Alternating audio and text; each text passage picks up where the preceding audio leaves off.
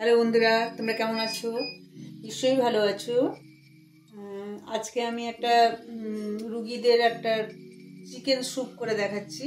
Chicken স্যুপটা হবে এতটা গাজর নেবে, গাজরটাকে একদম কুচি কুচি করে কেটে মিক্সিতে জাস্ট একটা একদম পেস্ট করে নেবে।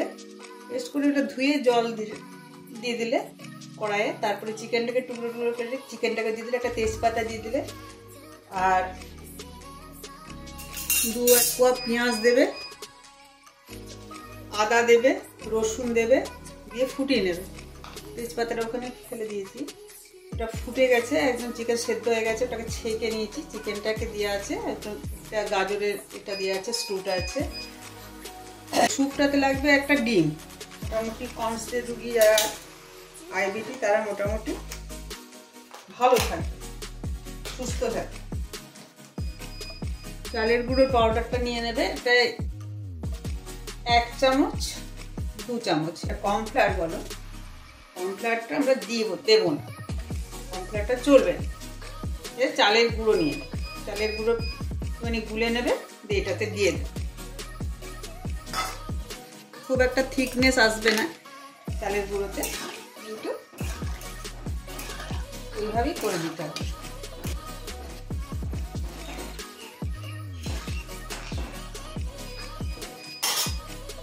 একটা ফুট আসবে, আমি তার সাথে গোলমরিচের গুঁড়োও দিয়ে দিয়েছিলাম, আর গোলমরিচের গুঁড়ো দেবো না। এই যে কালো কালো আছে দেখছো, গোলমরিচের গুঁড়ো দেওয়া আছে। গোলমরিচের গুঁড়ো এমনিতেও লাগবে, আমি সেদ্ধ করার সময় সবই দিয়ে দিয়েছি।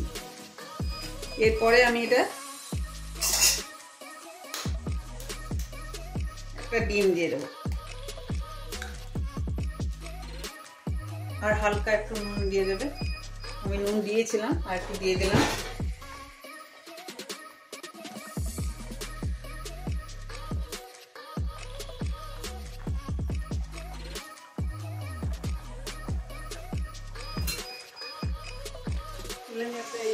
সবজির জায়গা থেকে একটা শশা নিয়ে আসে,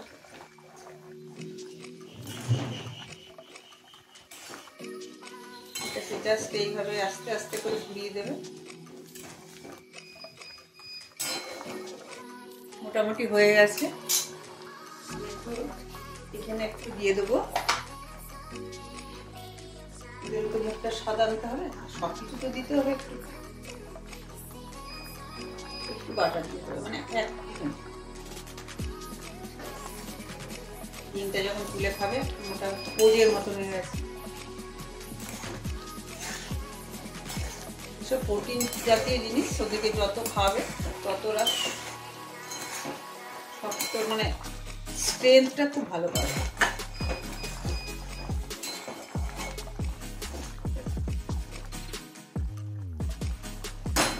আমার হয়ে গেছে,